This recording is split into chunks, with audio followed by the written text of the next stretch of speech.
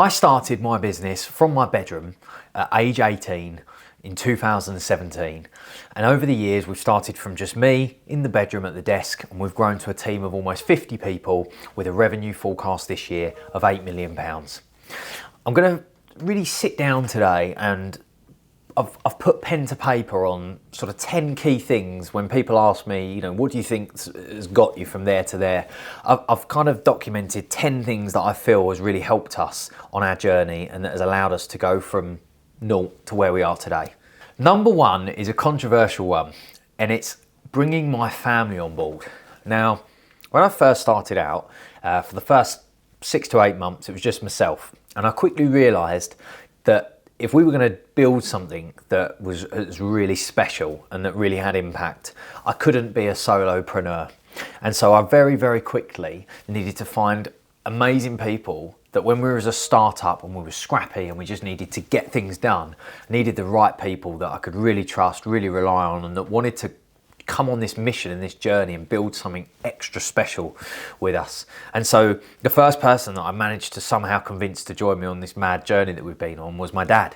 My dad had a job at the time. He was quite satisfied, quite happy, but he had a wealth of experience and a wealth of skills that were complementing to me. So he was very good with numbers, spreadsheets, and really enjoyed that sort of stuff. I was very sales, marketing, very fast paced. And so I found myself really not enjoying needing to do invoicing and cash flow forecasts and budgeting and that sort of stuff. Whereas I wanted to be pushing forward, selling, getting customers, looking after the business that we were winning, improving our marketing.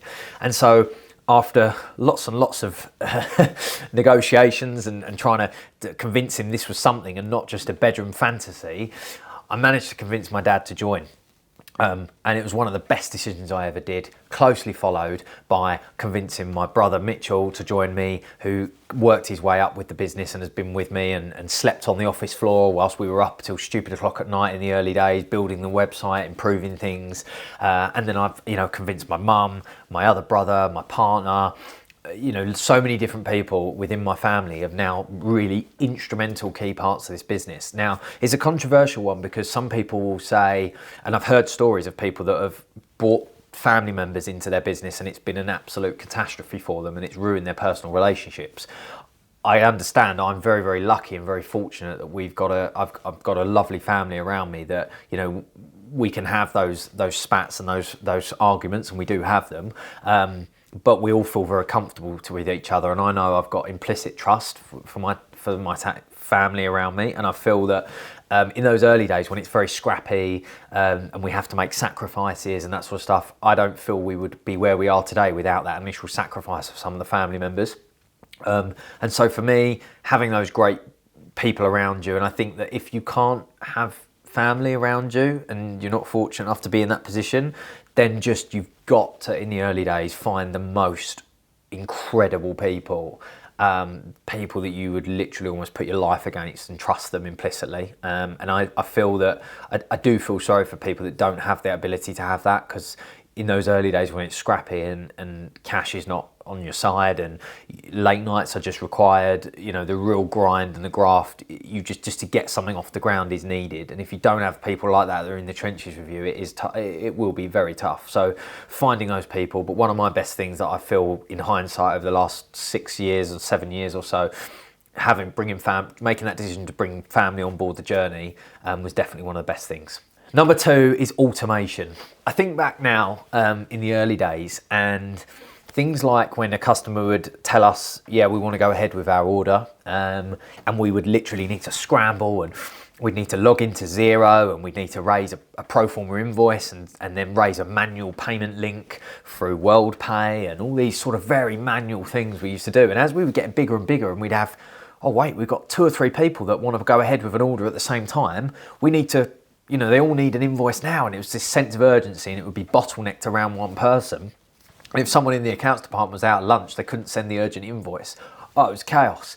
And I think back now, and we take it for granted, but implementing a level of automation for getting the right systems and the right software, if somebody in our sales team now raises an order and a customer says, I want to go ahead, within one button, an invoice is raised, a payment link is raised, they can make their payment online seamlessly, it automatically generates them a copy of a paid VAT invoice, and that level of automation, if we were processing the 1,000+ orders we process a month now, still in that old school way of doing things, my word, we'd need a team of 6, 7, 10 people.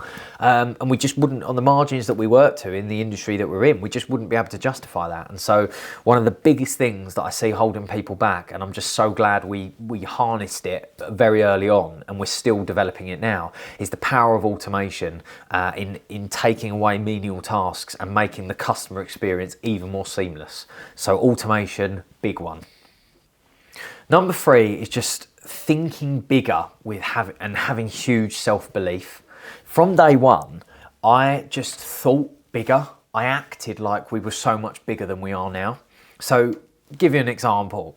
When it was just me in the bedroom and I would go and see a customer and they would say to me, I think we're going to need a bit of a discount on this. I wouldn't say, oh, hi, I'm the CEO, I can make that decision, I'm the director. I would pretend I was a salesperson.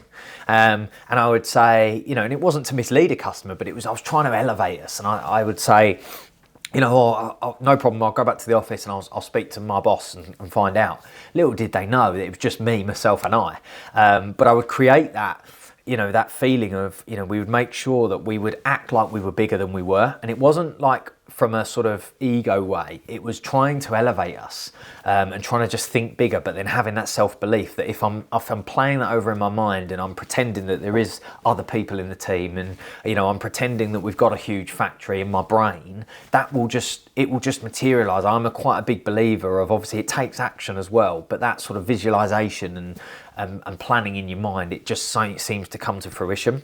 A conversation I replay to myself so many times is, we got our first little office and, it was just me and my dad at the time. We were sitting across from each other and, he said to me, what do you think? You think it's going well? And I said, yeah. I said, I know we've done £20,000 this month in revenue.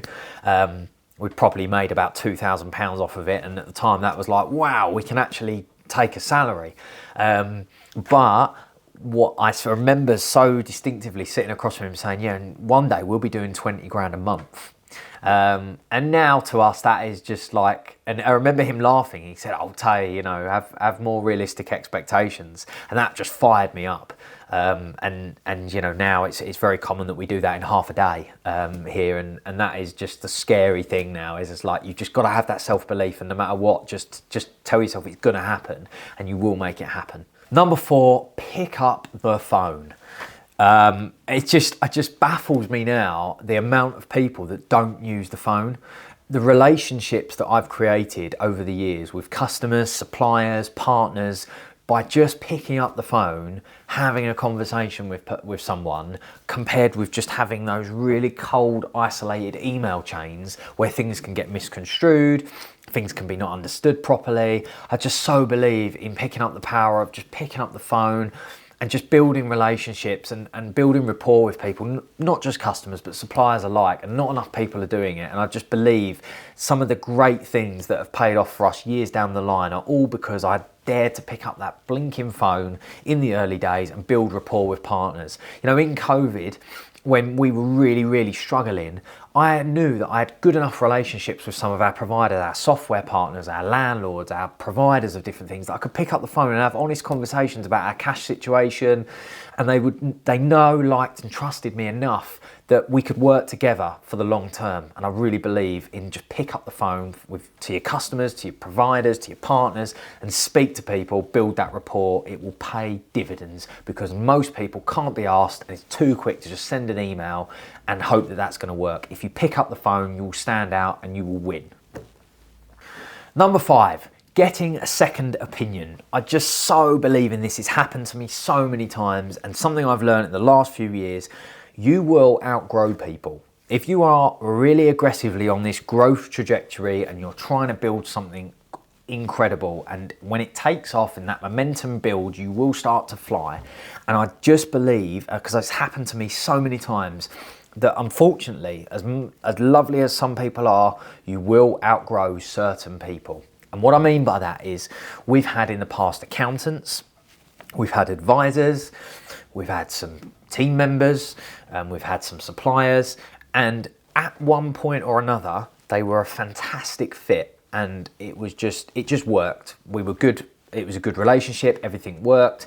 But over time, if that adjustment of where they are and where you are in your life, based on skill set, you know, where they're at, capacity, if it exceeds or depletes one way or another, the tables can turn, and I've found that it can be really, really detrimental to your growth. We've had accountants where we've grown to a size where we've become bigger than any client they've ever worked with before, and so our challenges and the advice that we need from our accountant at that point has changed, and they're out of their depth. They don't have the training, the knowledge, the know-how, and what you quickly realise, that can really dig you into a hole. We've had fines, we've had issues in the past, and when we actually dig into it and get a second opinion from somebody that is dealing in the next league, I think you might have been dealing with someone a little bit out of their depth there. So we've had it with marketing, we've had it with accountancy, we've had it with so many different providers, and we've even had it with team members. And unfortunately, you have to recognise the power of getting a second opinion. And just because you've worked with a partner for many, many years, if they're not on the same trajectory as you and constantly in that progression mode, unfortunately, that it's going to become an imbalance. So please try and get a second opinion. It could save you thousands. Number 6, people over profits. This has happened to me many, many times, and I just believe that it's the right thing. So I've met lots of people over the years where it's very cutthroat, very tear the other person's building down, very much small-minded. If a customer complains, we send them to the T's and C's. That's not us. We obsess about our relationships with our customers, our partners, our team members, and we're all about playing the long game.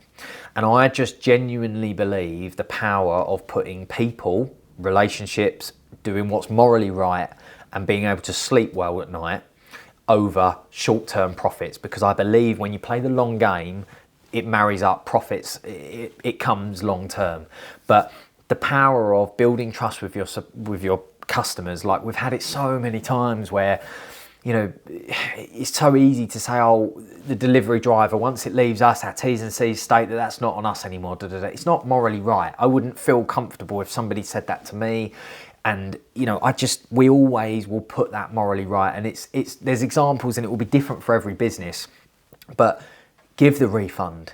You know, don't just trying to make a short-term buck. The power of what comes out of people's mouths and your reputation will precede you massively.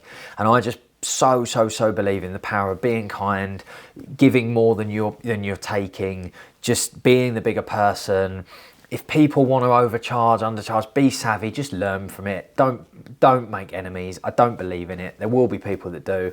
I've not done it. And lots of people have said, oh, you're too nice, Tay, you know, you're a yes man, you're a this, It hasn't steered me wrong yet. Yes, I've probably left some money on the table.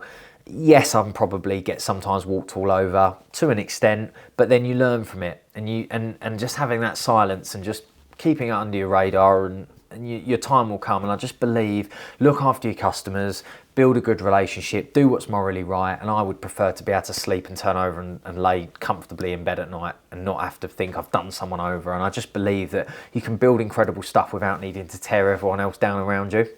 And not enough people do that in business. It's all about, you know, very small-minded, short-term, you know, it's your problem. You know, if your customer's been let down, it's up to you. If you want to refund them, we're not paying that. You can pay the redelivery charge, blah, blah, blah, blah, blah. There's always this noise. I've just found, don't sweat on it. Just push it to just get it done. Look after the customer, look after your supplier, look after your team members, and just tally it up in your head. And after a few strikes, you just go, let's just move on. You're not a good fit for us. And I treat business partners, I treat suppliers, I treat customers, I treat team members, mental strikes, and after a while I go, enough. But you don't need the big squabble, you don't need the headache from it, just let it mentally take note of it, and after a while, quash it. But I just believe people over profits, and long term the profits will follow as a result of great reputation and customers, suppliers know, like and trust in you. Number 7 is when we started producing monthly management accounts, and not just, I mean, my version of monthly management accounts is not just the P&L and the balance sheet. I think they're massive, I think they're incredibly important, but really key is starting to seriously look at all the KPIs in a nice deck, looking at trends, looking at and analysing that, and not just, brackets, or we're either in the red or we're in the black at the bottom of the profit and loss. It needs to go deeper than that. Why? Just go deeper and just make sure you have that regimented document every single month that you block the time to analyse, look at it and really make sure is it right, and then understand the why, and then deploy your time in going to solve those problems and make those 1% improvements to all the areas. Best thing we ever did, increasing our nominal codes. If you're a business like us, we've got lots of different areas. We've got in-house production, we've got outsourced production, we've got different machines, different areas, we've got different teams, different budgets, different areas that we're spending money. Break down more nominal codes in Xero, whichever accounting software you're using, and analyze it, and analyze profits by departments, analyze profits by sales revenue, different income streams, rather than just what's the whole company done. And I genuinely believe it will just transform how quickly you can solve some of your challenge and skyrocket the growth. Number 8 is understanding inputs and output metrics. When I understood this, it was a game changer for us. It's very well documented by companies like Amazon and coaches and mentors and stuff online. You'll find tons of stuff if you search up Amazon input-output metrics. Effectively, in its simplest form, we used to only really be focused on our outputs. What revenue have we done? What profit have we done? What's our conversion rate on how many quotes have we done versus how many orders have come in, and what's the percentage conversion rate between the two? When I understood and grasped about input metrics and output metrics, it changed the game, and I felt like I had so much more control over our outputs that we were ultimately trying to achieve. And I'll give you an example. Our conversion rate, the sales team, how many quotes to how many orders they get. We used to achieve about a 25% conversion rate against the quotes that we'd done to the orders we processed. When we understood input metrics, we skyrocketed now to an average of 50% conversion rate month on month. And basically what it means is, what are all the controllable inputs that you have within the team that actually account for what the output is? So how quick do we answer our phone calls? How well priced are we at things? What's our average lead time? How long does it take us to get a visual back to a customer? How quickly do we answer the phone? How do we greet on the phone? All these very, very detailed niche inputs will ultimately determine how many customers have faith in giving us an order and converting with us.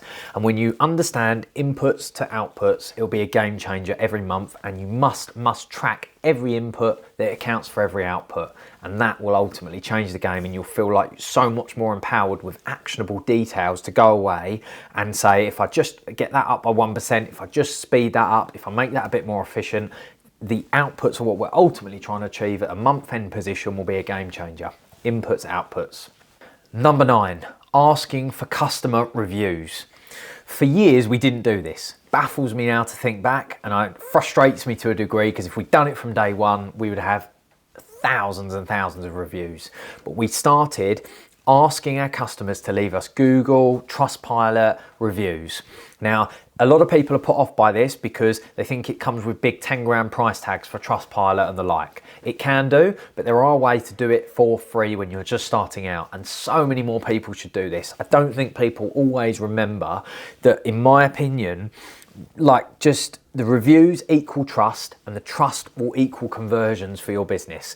If somebody goes online, we're all guilty of it, whenever we're buying something, if they're not a very stabilized, familiar household name, before we commit to give them any of our work, we will always do a quick vet of them. If it's an Amazon product, online, a new provider, we will check their Google reviews, we will check their Trustpilot reviews, TripAdvisor for restaurants, all that sort of stuff. You've got to be asking people for feedback and reviews. When you've done a job, when you've delivered the product, get your Google page review link. It's totally free to have it, and send a standardized email. Thank you so much for working with us. We would be so grateful if you could just leave us how your experience was with us. It helps us more than you know. You will be astounded the amount of people that will take the time, if you've done a great job, in leaving you the right feedback. The next step, the evolution to that, is to automate it so that you don't have to do it. It just churns, and the minute your system recognizes something's delivered, it automatically sends that review request to your platforms. Over time, you can expand and go on to paid platforms like Trustpilot and that sort of thing. But initially, just get an initial solid of Google reviews. It will help you hugely. Number 10 is learning to pull business towards you as opposed to push. When we first started out, I would, very old school, I would be cold calling, cold emailing, door knocking, very much push for opportunities. When I changed the game and I just grasped this fact of leverage time that would pull things towards me instead of one call equals one opportunity, we would do a piece of work once. We would add a load of new products to the website. We would improve a collections or SEO and the ranking of that thing. We would understand pay-per-click. We would produce a piece of content. Once it's done once, it could help us from the masses, and we would then begin to pull opportunities as opposed to push. When we posted something online and we got the content right, not one person might have an opportunity to interact with us, it could be thousands. And when we grasp that concept of spending our time on the leverage stuff that would pull things towards us as opposed to just pushing for those one at a time, it was a game changer for us and our growth really took off. So I strongly believe, read up on push and pulling opportunities towards you. There's lots documented about it. Number 11, just because I think it's key, and we've got to throw one more in there, is to immerse yourself around people that are smarter than you, that are 10 steps ahead of you and that are experts in their field. A lot of people think this means big price tags of having a really expensive coach, mentor, going to these big conferences and events. And yes, you can do that. But I started out, and still very much to this day, by just getting very cheap podcasts, which are free, YouTube videos, which are free, £5-10 books off of Amazon from people that have been there, done it, and have 10 steps ahead of us and are on the journey of where we are trying to go and what we were trying to build. And everything we've learned has all been from engaging around people, whether it's around physically at conferences, events, seminars, and coaches, mentors, and consultants. Yes, they come with a price tag, and there will come a time when you need that. But initially, just to get it off the ground, there are books on everything to do with business. There are books from people that are in your sector, in your industry, and there's never been more of a time when there's abundance of information free of charge or at very little cost out there. And I just firmly believe that the biggest one for me, and it's been what I think I put 90% of our success down to, is surrounding yourself around people that are 10 steps ahead of you and just consuming that like a sponge, and then taking the nuggets from it that are relatable for you and deploying it very aggressively, quickly into your business, and you will just see that 1% improvements every single week. You should be spending 30 minutes to an hour every single day, in my opinion, learning and improving on the areas where your business is currently struggling, whether that's getting customers, marketing, conversions, data, finance, anything, operations, lean, Six Sigma, all that sort of stuff. Wherever you're most struggling at the moment, there is someone out there that's documented how to get over the challenge that you're at the moment. Go, take it, consume it, deploy it. It will change the game. And that's it. That is my 11 things that I feel have really been, I put a lot of our success down to those 11 points. And I believe if you can take one or two of those nuggets and they help you, it's been worth doing this video. Let me know in the comments if any of these resonate with you. Thank you.